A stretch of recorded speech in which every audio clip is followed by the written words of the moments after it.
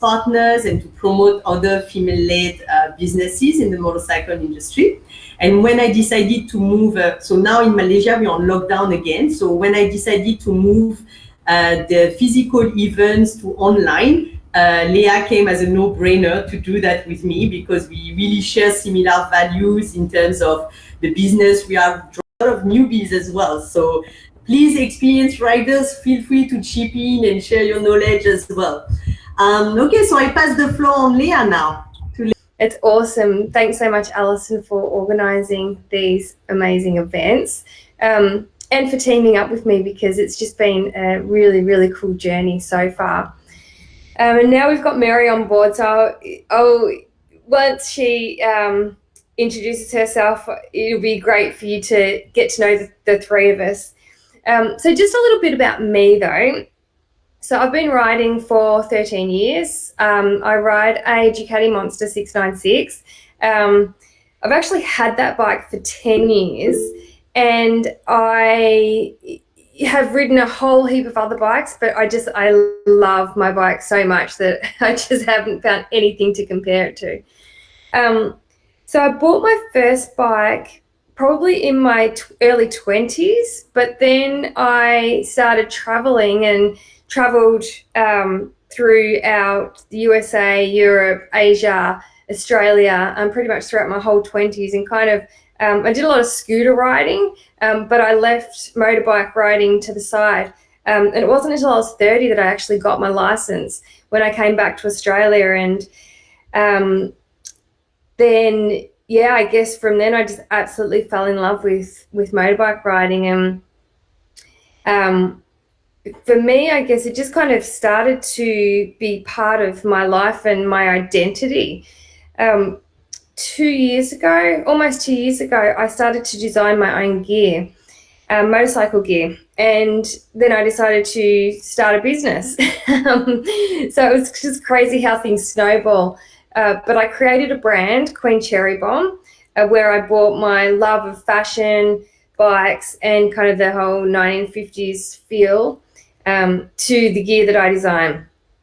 But I guess the bigger picture for me, and as Alison, talked about, is that so my career is actually in, I guess, identifying structural barriers that have I guess, really disempowered women for years. So that's kind of my background in advocacy and working in the human services sector. So I've kind of brought that to what I do now, which is design gear for women so that they can, have the freedom to ride. It's not just, they don't have to walk into a store and see men's gear and not have the options. But alongside that, though, I have partnered with an organisation called it's Business for Good, Buy One, Give One. And what they do is just make it really easy for any business to kind of tap into projects that are happening all over the world and to donate.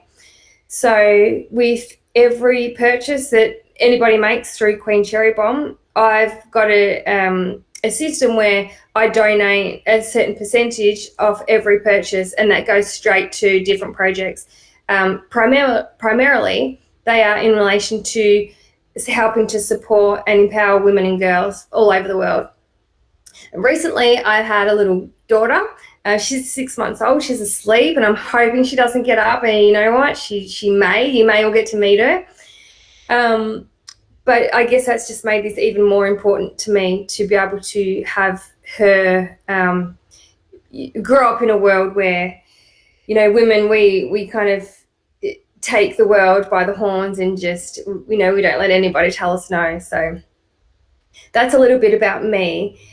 So great to be here tonight, and I would love to pass you over to Meri to introduce herself.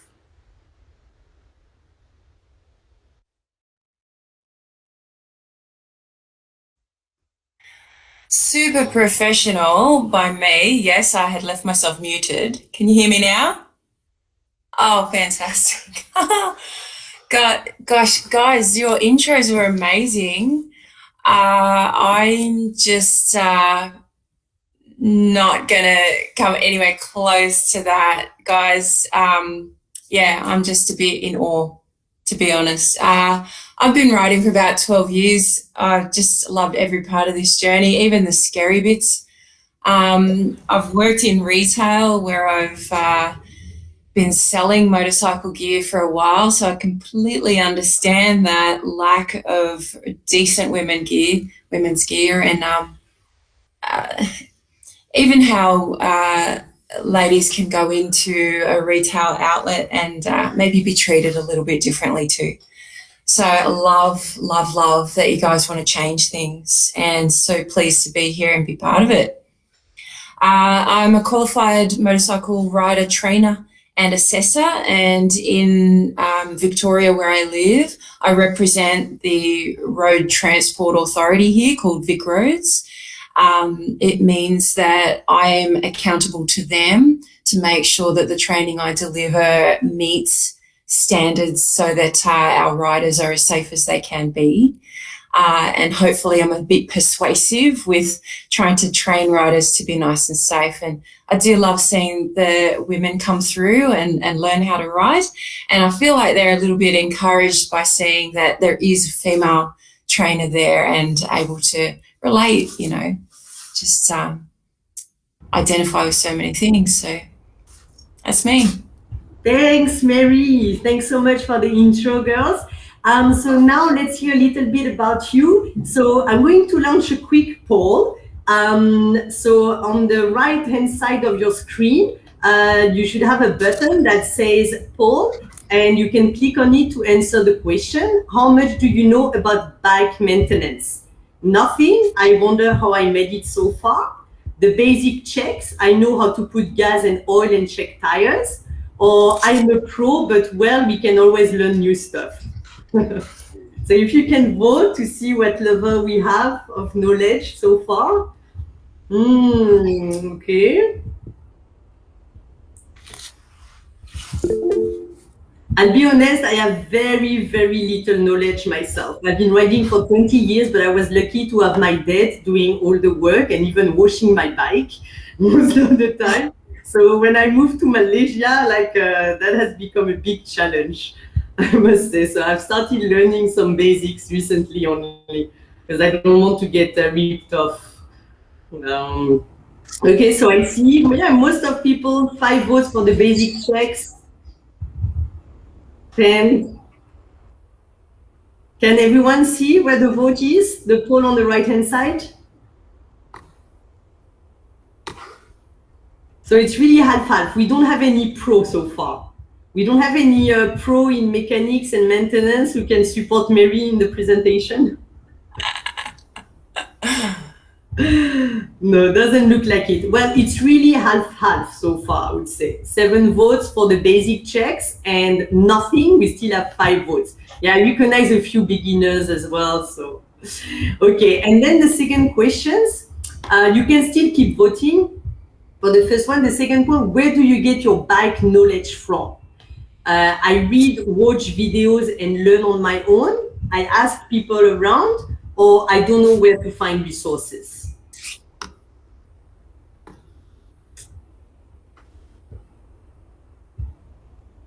Okay, self-learners. Oh my God, you're brave. We have a lot of self-learners around here. I can't be bothered. I don't know for you, Meri, but there's no way I'm going to sit in front of a YouTube video and learn something. I'm just asking, oh, can you do this? How can we do that? I'm more like a pragmatic person. Okay, we have somebody who doesn't know where to find resources. Yeah, that's a good point too. Okay, cool. So you can keep voting and let us know. That's super interesting to see what type of knowledge we have in the audience. Please feel free. So in the chat, you have a little bit like in Zoom, there's a little chat button on the right-hand side. If you can put your name, your location, and what bike you ride, please feel free to type there. Feel free as well to ask questions because we want to make it as interactive as possible. So please fire away. And right now, so before we start our presentation, I'm going to hand over to Leah. We're going to do a little breakout rooms because we don't have time to go all over everyone, but so that we can get to know each other and introduce each other. Okay, so what we're going to do is Alison's going to put everybody into a couple of rooms. So you'll be in with about 3 or 4 different people just to have a chat and get to know each other. But we've got question 1 is, where did your interest in motorcycles come from? Question 2 is, what is one thing that you would say to your younger self when deciding whether you would ride a motorcycle or not? So what advice would you give to your younger self? And question 3 is, what has motorcycles or riding brought into your life since you've started?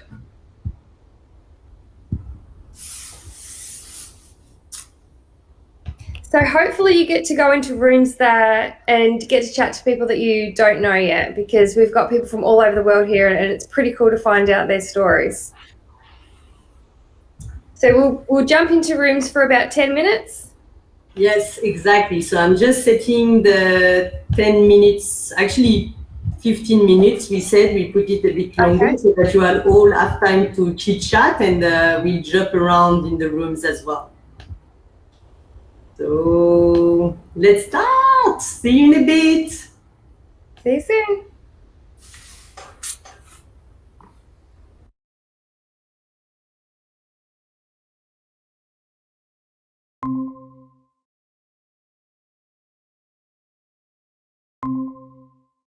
And you can be pretty careful and pretty curious about your motorbike, and you'll be okay. All right, so first of all, I would like to say I am not a mechanic, not at all. What I've learned from my colleagues. I have also been able to access some mechanics who work in a workshop behind the building that I operate from, and just the things that I've learned as well from the internet and from a really good resource. Yes. So please be aware if I maybe suggest to do something, I have to say what you choose to do with your bike is your choice, okay? If you are going to work on your bike, I'd really like to encourage you to make sure you're safe. So think about where you are going to work, that you have good ventilation around you. Maybe you need to open your door, open your window, so you're not really inhaling the chemicals that really can kind of affect you and affect your health. So look after yourself. Put on some good clothes when you're working, good as in protective gear, cover your hands, protect your skin. Think about that the surfaces of the motorbike can get pretty hot when you need to warm it up. So make sure you're aware of that and you're ready, and that you don't suffer unnecessary burns. Think about protecting your eyes as well. Okay, so what I am going to use is gloves. Keep my skin clean, at least. And I'm going to take you through some simple things that you can look over before you're going to go on a ride. You can do these checks as regularly as you want to. Okay, I would say there's not really a rule about it, how often you want to check on your bike. That's up to you. I'd say pretty regularly, maybe every week, have a look over these things, and you can get yourself into a bit of a pattern. So, what else? How do you learn what to do to your bike? I would suggest, see that? The user guide for your motorcycle, you can download it for free. So I really recommend that. Your user guide needs to suit your bike and the particular year and model. Okay. Yeah, I just read the message there. That it can be a lot of fun, yes. Okay, so once you have your user guide, spend a bit of time and read through it, because what you read in here is specific to your bike. So, for example, you might have a dipstick to measure your oil level compared to my bike, where I actually have to look at a little window to check my oil level. So you need to know what's appropriate for yours. Your wheels might have spokes, and your book is going to tell you how to look after them and how to check if they're okay. Okay, so there's really good reason to source this book. I really like a hard copy because I can carry it around with me and I can make notes in it as well. I find that useful. What are we going to talk about first? I think I'd like to talk about fuel. I think being familiar with your fuel tank, filling it up, and even resetting your trip meter. I really encourage you to become familiar with using your trip meter on your instrument panel, because each time you fill up your petrol tank and you reset your trip meter back to 0, you're learning how many kilometres you can get out of that petrol tank. And a fuel gauge is located inside that tank, and they can fail. So if that happens to you when you're on the road, your fuel gauge will say 0. It's empty, you know. And how are you going to know when you're actually going to run out? You won't know. But if that ticker, you know, that counter is ticking over, it's telling you how many Ks you're clocking over, you can keep an eye on that. So I know for my bike, it takes 19 litres. Yeah, a trip meter. I will show you with my phone camera in just one second. My trip meter is digital on my instrument panel. Yours might be some little numbers that can roll around on your instrument panel. That's a good question. Thank you. Okay. Where was I? My fuel tank takes 19 litres. When it gets down to 0, or when it gets down to empty, I actually have reserve. So you guys will have a reserve portion of fuel as well. If your motorcycle is electronically fuel injected, it will switch over to reserve for you. And then what you should see on your display is bars flashing the same way as your mobile phone. Bars decrease, okay? And that's telling you you're using up your reserve fuel. You are going to run out. Make sure you fill up before you run out, okay? Your motorcycle might have a reserve tap, a fuel tap. So you can learn where that is. It's generally on the left-hand side of the bike.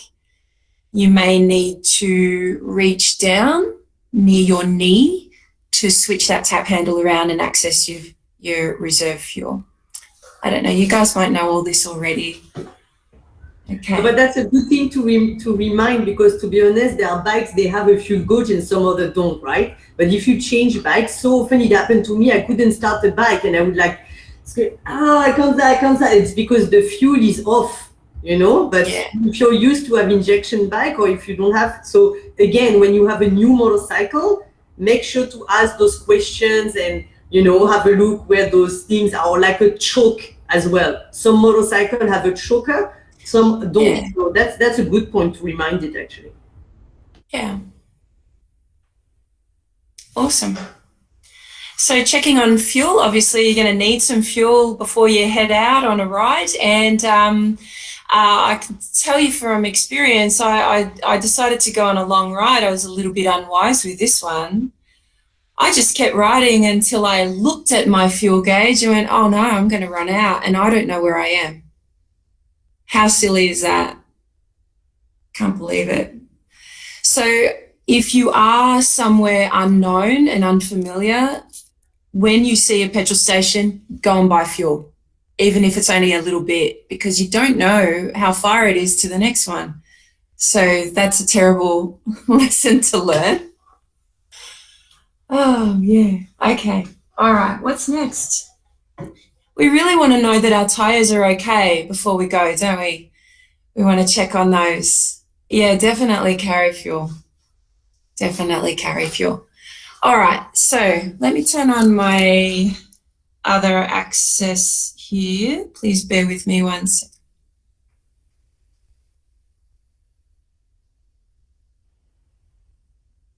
Okay, can you see me hear me one time? Yes, we can see you 2 times now. Yeah, we can see you on the mobile. Okay.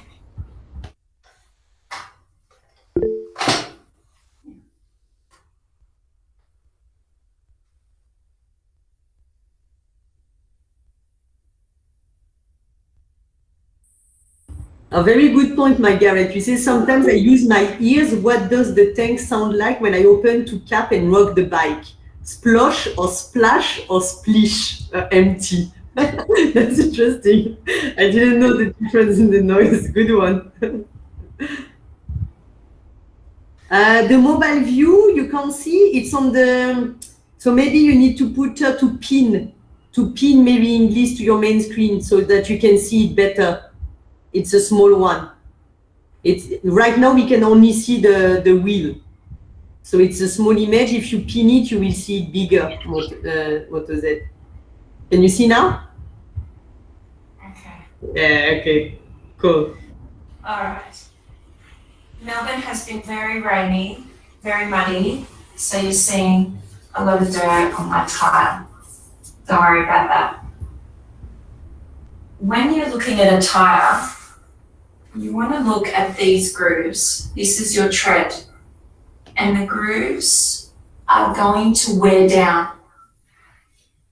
If you have a look at the side of your tyre, can you see that little triangle? That point there is telling you there's a marker across the tyre. And if you can see that little, like an indent, that there is the wear marker. And this tyre is actually wearing a little bit. When it comes all the way across there, this tyre is no good. Okay. So that's your wear indicator. Look for the little arrow on the side of the tyre.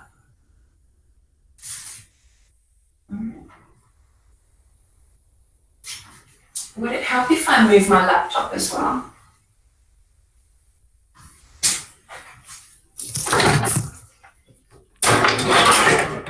So usually you need to hover with your screen, or you need to hover over her image where there is the bike and try to pin to your main screen to see it bigger. But now she's doing it with the laptop too.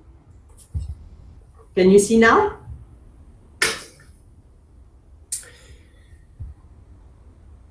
Okay. With the laptop view, you're not really going to be able to see those small markings around the tyre. That's okay. So maybe make a note that what you want to look for on your own bike are the little triangles on the side that tell you where to look in the tread to see if you have adequate tread. Okay. So I have solid rims on this bike. You might have spokes on yours, spokes in your rims, and there'll be quite a lot of them. There'll be bunches of spokes. They need to be in good condition, because when they start to weaken, or if any of the spokes break, it means it will have uneven strength all the way around the rim. So mine don't. So there's heaps that don't as well. These tend to be more expensive. Yeah. Okay, so for pressure, when you find out what your pressure is, either out of that user guide or it may be printed as a label and stuck to either the chain guard or the swing arm on your bike. I can take you over there and show you mine. Oh, can you see? There's a little sticker just here. And that's specific to my bike. So once you know what yours is, you know what kind of pressure you need to put in. Okay, back to the front.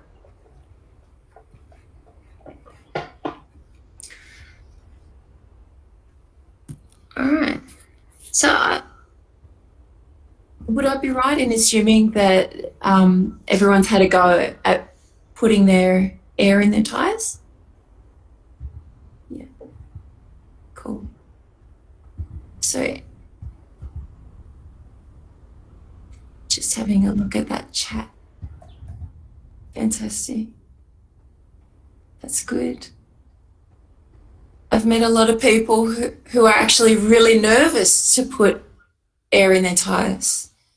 And again, that's a fair point, because also the tire pressure. I got very nervous because on my Harley, my father always gave me a certain pressure to put in.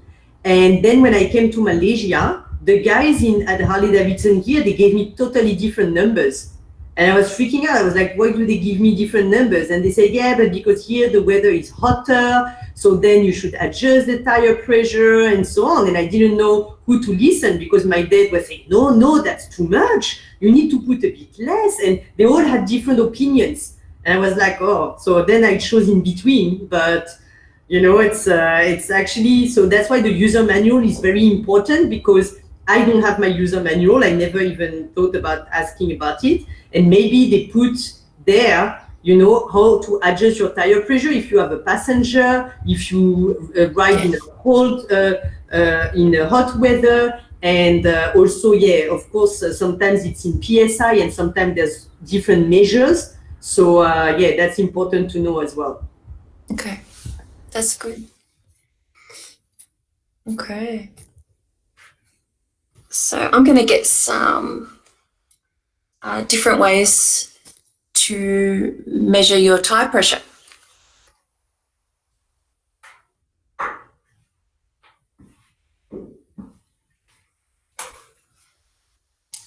You might have one of these.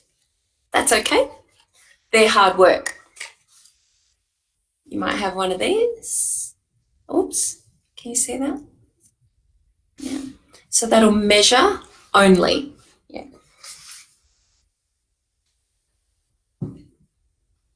Or you might have one of these. Or you might have seen one of these at the petrol station. Yeah, digital's great. Yeah. Okay. So shall I go through and check my tire pressure? Yeah. I'll just do the front. Okay.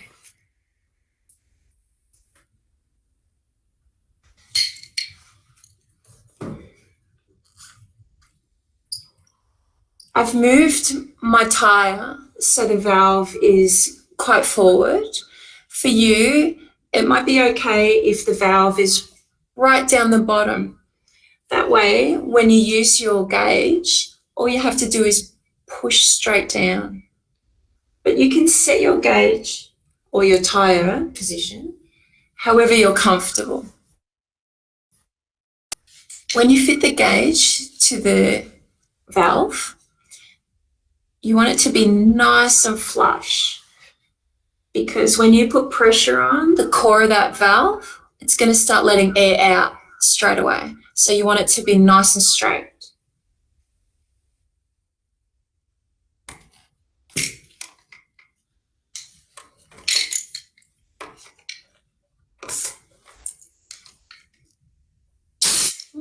So I've got pressure. How much can you see? You can't see that at all, can you? Okay. 36. Perfect.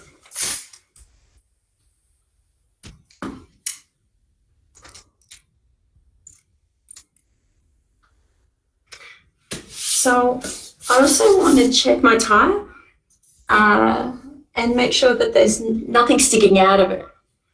A tyre with a puncture is going to go flat eventually. Okay. A back tyre, especially if you have it on a stand, is really easy to check because you can roll it around. Sorry for the noise. Okay. So I have a paddock stand here. It's already up. So I would just have a look at that. And kind of a little inspection as I go. And I'm looking for any rocks or anything sticking out of it. Okay. What's that? Nothing. Okay. So what else do we need to talk about?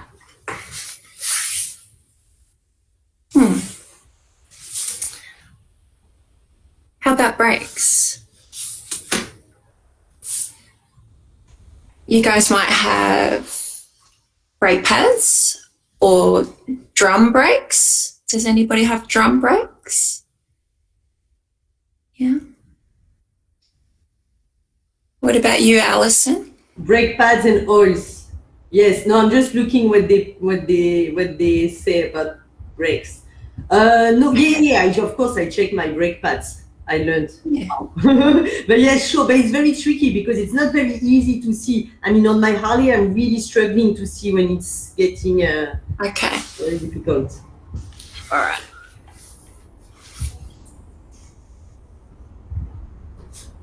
Leah, you said, how can you tell the difference between what and what?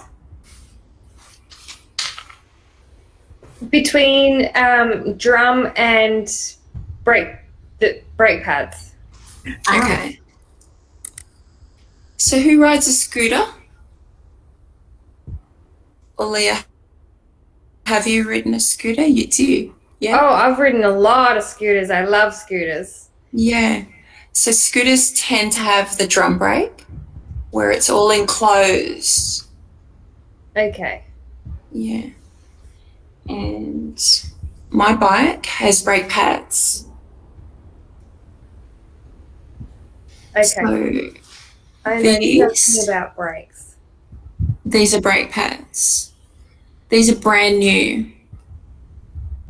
So when you buy these, see those lines in them? They're like a wear marker, the same as the little mark on the tyre. And the pads are pressing hard together on the disc and they'll eventually wear down.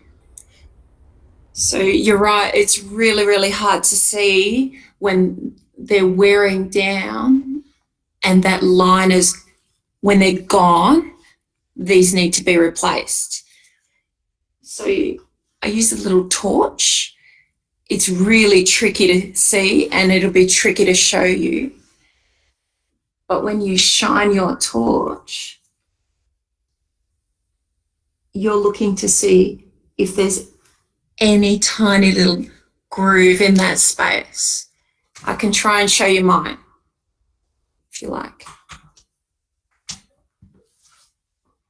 So basically, you really need to sit, to position yourself, yeah, exactly how she's doing, behind the bike, and try to look and find those pads and see right in the middle if the pads is still there. Yes. Yeah. Okay. I think on yours we can see quite well actually. Yeah. You can see how dirty they are. Yes. So can you see the pads which is against the disc?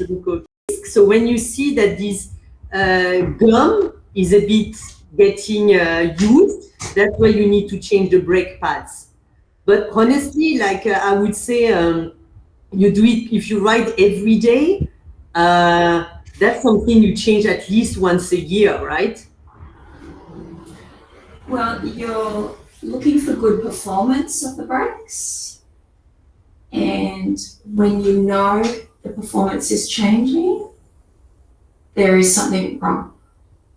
Yeah, it depends on territory. I mean, okay, the example of my Harley is not a good example because I don't need to brake too much, I don't ride fast. But with the Yamaha, the small Yamaha is more aggressive, you brake more and so on. So yes, you need to change them more often, yeah. Yeah. How's that, guys? So that's what you're looking for with the brake pads. Okay. Your mechanic can change those easily for you. You can learn how as well. We're not going to do that tonight. That's a big job. Okay. And the disc, that needs to be in good condition as well. So your mechanic will be using a machine, a tool called a caliper, and they're going to measure the width of the disc. And when it wears in, it means it needs to be replaced, just like your cars. All right. So what else is important? What's important is that my electrics work.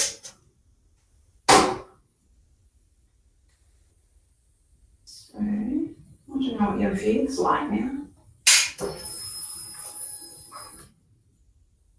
Each time you turn your bike on, you should see all the lights come on and then go off. That's called an engine check. And if anything is persistent or flashing, that's telling you there's something else that's wrong. Okay, so I'm in neutral. I don't know if you can see. I've used a little bit of fluid. And it's late, 9:37. You're going to tell me to hurry up, Alison? Okay, so with your electrics on, obviously you're checking that the bike starts. I'm not going to start my bike, but you want to know that all the controls work really well. So, yeah, high beam, low beam, indicators. Okay. And that the control itself works really well, that it's not sticky, which is easy to clean. It's actually easy to unscrew that, take it apart and clean it. Or you can spray into that gap something like a contact cleaner. Check that the horn works as well. Do you guys toot the horn much? Some people don't, not at all. But a working horn is really important. Okay. So all the lights should work as well. Your parking light and your registration bulb under here to light this up. And it's a roadworthy condition. Okay. So something else that we should check is that when I squeeze my brake lever, that brake light should illuminate straight away. So when you check it, squeeze the front brake lever on its own and let go. And then I use my foot. Check with your foot the back brake, that it comes on its own. Okay. And the timing of that light coming on, should be as early as possible to communicate to road users behind you. So you're letting people know as early as you can that you're braking. So it's something to think about. Okay. Check that your headlight bulbs are working well. And when you use your indicators, they're all flashing. So I use the back of my garage door. Yeah, easy to see. Sort of glowing against the door. Okay. What else are we going to talk about? Maybe our chain.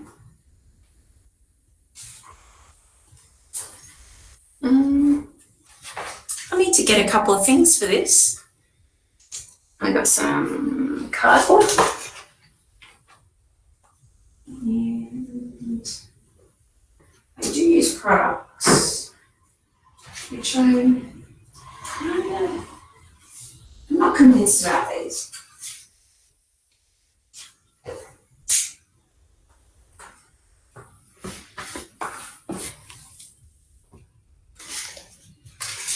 I might actually turn my key up. If my bike was running right now, the other thing I'd check is my kill switch, this one. That really needs to work properly and cut the power properly. I'm not going to start the bike because it'll be really loud. But that's something worth checking.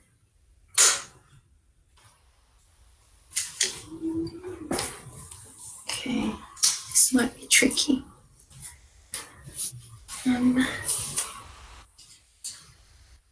It's been raining a lot here. And this is pretty dirty.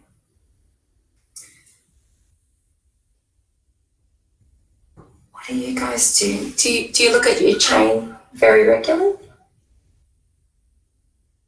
Do you have a chain?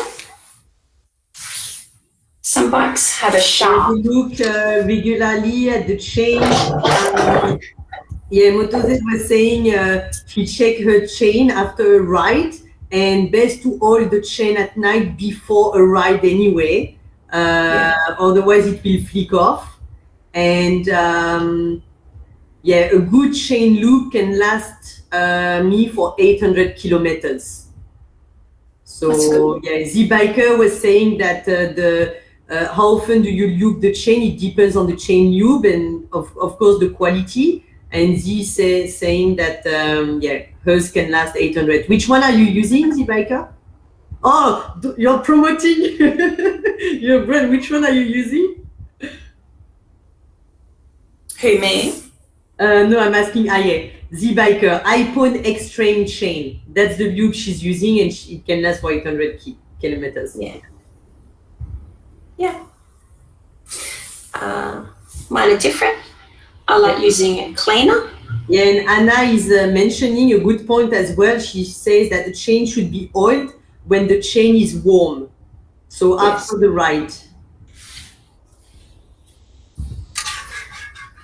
So I guess what you need to know about these is that a chain cleaner will help to degrease and get rid of all of the sticky, horrible, gross stuff that all builds up.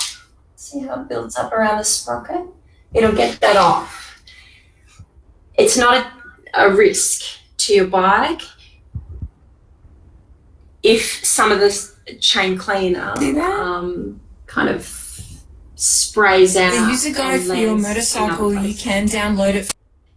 But this, if you use a lube, this is sticky and it's really greasy.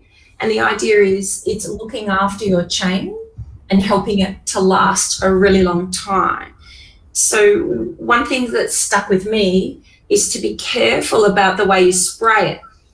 And if I spray it to lube my chain, I'm spraying right near my tyre. So that's why I keep an old bit of cardboard and I kind of tuck it in behind this space so that when I spray, a lot of excess go onto my tyre. That might be useful. Keep the tyre clean. Okay, so I also have this. This is a brush that's designed to kind of hook around the chain. So see how it presses in?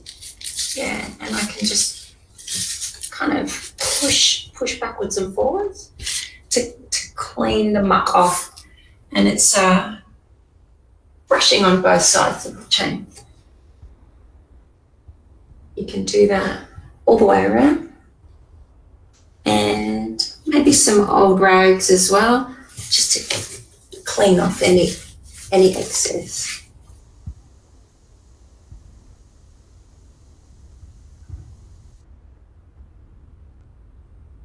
How about chain slack? Meri, can you hear me? Okay. Yeah, I think my laptop just powered down. Can you guys hear me? Yes. Okay. Can you hear us? Yes. Okay. So yeah, can you tell us about the chain slack, and if the chain has to be cleaned before putting the lube? I do like to clean the chain before I apply more chain lube, because it just kind of piles on top of dirt and other rubbish otherwise. So start with something clean, lubricate the metal after that, and that's going to help to prolong the life. I do like cleaning it. There's plenty of people who aren't that fussed about cleaning the chain. They just add more lube over the top, and you can end up just seeing that it kind of cakes on. I don't know. I just prefer a cleaner surface, so yeah.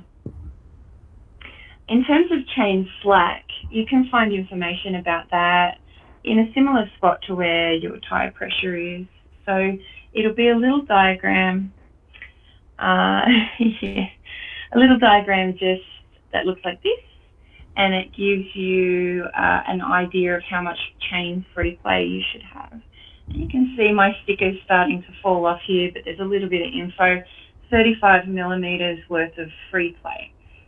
So this little diagram here is saying, find that free play on obviously the lower line of the chain, and it's about halfway between the axle and that front sprocket. So if you're looking at this, this is where I want to push, and I want to see that it moves up and down no more than about 35 millimeters of movement. So you can use a ruler, or, you know, with practice, you will get to know that dimension by sight as well. Okay, so it's this sort of thing that you're looking to do, just to push it upwards until you see tension and let it drop down again. That's the free play. Cool. Thanks a lot, Meri. We have a few questions.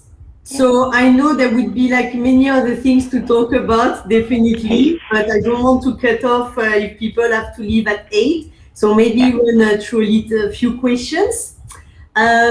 So Audra asked, what's the difference between tube and tubeless tires? So actually moto-Z explained the difference, but like, can you just summarize what's the difference between tube and tubeless, and what's the advantages or disadvantages? Okay, so a tubeless tire is one like mine. So pretty thick, pretty heavy, actually probably pretty expensive. A tubed tire is a typical dirt bike tire. So sometimes a smaller capacity bike, like does anybody ride a CB125 little Honda? Or I can't think of another model. Oh, so the tube is like a rubber donut. Yeah, that's it. Yeah. So the rubber donut will go inside your tire, and that's what you're putting the air inside of. And by inflating that, your knobby tire or your road tire will press outwards, and it'll hold the right pressure for you.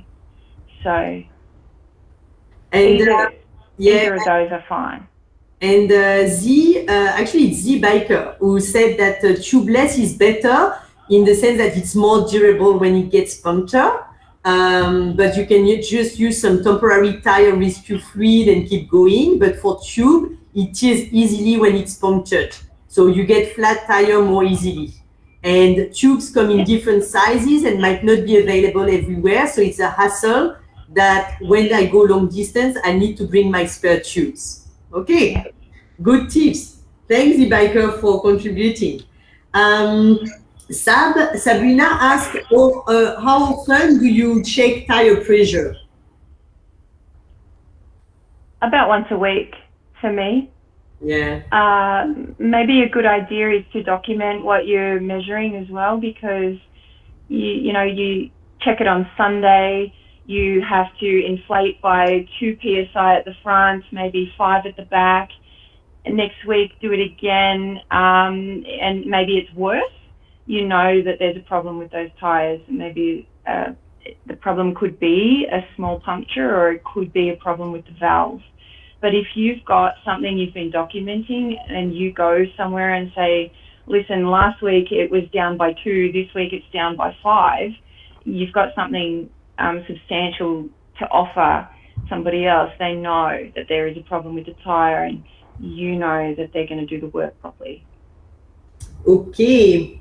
Sab asked, how often do you lube the chain? Probably more regularly when the weather is really bad. The chain just cops it, so it's getting all that road grime and all the dirt. I'd stick with maybe once a week, clean it and lube it. And if you're doing really long rides in maybe more difficult conditions, maybe lots of sand, you probably want to look after a little bit more than that. It'll just last so much longer if you take care of it. And last questions from Tang. On an adventure, shall we bring extra pads? Extra brake pads? Extra brake pads. Actually, 𝐜𝐸𝐧 is an adventure rider as well, so she provided a few tips as well in the chat. I wouldn't even think of that. It couldn't hurt. What's the likelihood? I guess that's like risk management. What's the likelihood of needing them? I'm not sure that it would be likely. Yeah. I think levers are a great idea. Dropping a bike and breaking a lever is more likely. Yeah. Yeah, if you check your pads regularly, it's not something that suddenly disappears or breaks, It's more like something that gets used. So that's why there are so many things that you can check on your bike quite regularly, because it gets used over time and you don't want to arrive to a point where it breaks or you have to replace. So that's why it's good to check. But then if it's something that can break quite fast, exactly, clutch as well, can be, and the tire replacement kit as well, of course. Yeah. So yeah, that's it for most questions. Thanks so much, girls, ladies, women. Thank you so much for all those questions. I just wanted to add a little memo technique that I'm using as well. It's called a T-clock. So apparently not everyone knows, but T-clock stands for T for tires, C for cables, L for lights, O for oils and fluids, C for chassis, K for kickstand. And so that's a good memo technique to have to think about what to think about, before you buy a bike or before you go on a ride. So I just wanted to share this little acronym as a memo. Okay, last quiz. We have 5 minutes to see if everyone learned well. So Leah?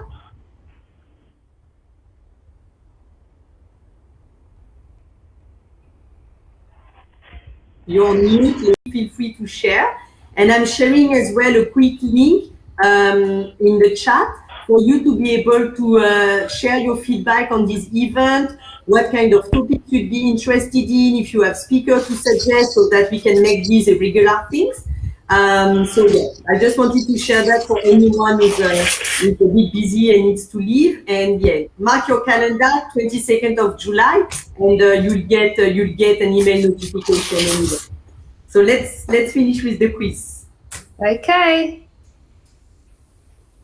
So I've put it in the chat if everyone can just jump in. Yeah.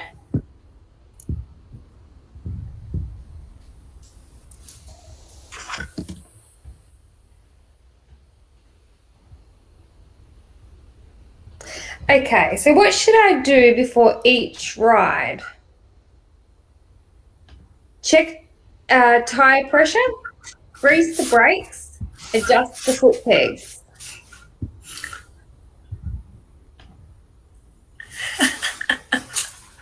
Tyre pressure check. Good job. What should I look for when checking the tyre condition? The tread depth, punctures, loose or damaged spokes, or all of the above?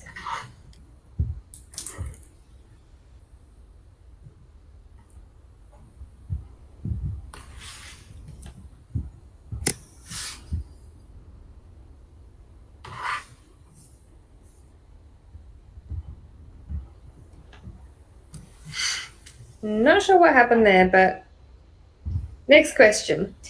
What is a useful resource for looking after your own? The user guide for your specific year, make and model, your neighbour, or the local bus driver?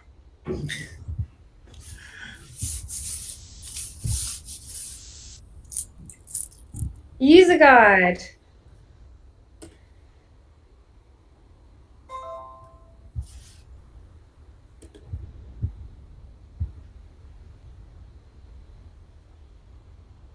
You notice your brake light is blown. What do? You ride anyway, replace it straight away, or attach a push bike light until you get it fixed? Well, I've hesitated for this one. Huh? In Asia, it's easy to find some replacement. So replace it straight away no matter what.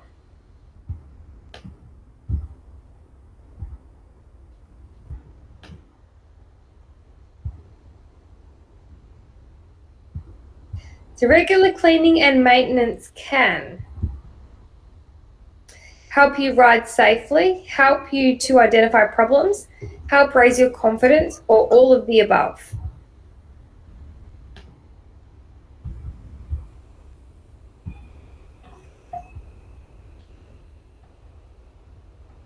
All of the above.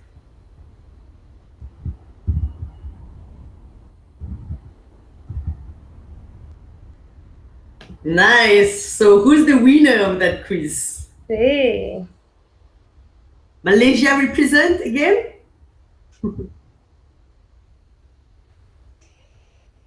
Okay, so we've got Dragonite. Okay, who's Dragon Eye?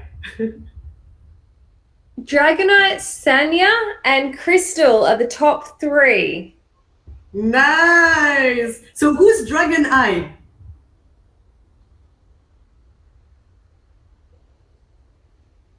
Dragon Eye is Anita. That's you. Okay. Well done, Anita. I have a woken baby. Give me a second. Nice. Well done, Anita. And then we have, again, Malaysian represents. I'm very proud of you, girls. Super nice. So thank you so much for attending. Let's wait for Leah. I'd love you to meet her baby girl. She's super cute. And we've had a few meetings with her already, because I often have meetings with Leah and her daughter at the same time.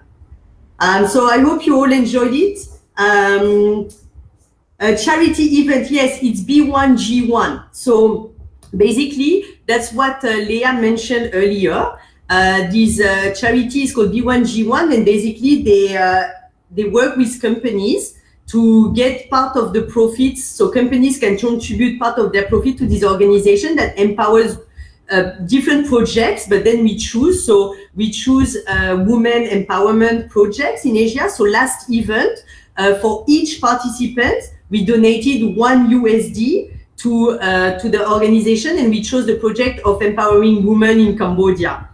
who they received leadership training to lead their community and make projects in their communities. So this time we'll see, so Leah is donating as well. Every time you buy gear from 𝐜𝐴𝐬𝐿, she donates some profits to this organization every time as well.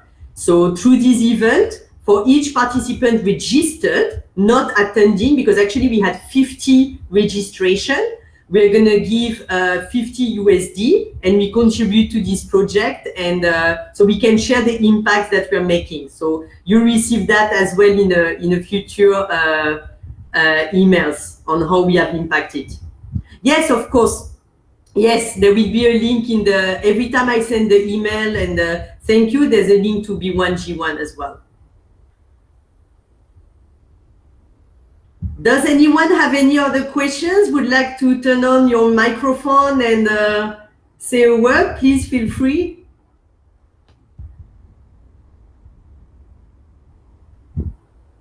Okay, I'm super happy you enjoyed it. Thanks so much. Yeah, it's great to Thanks see.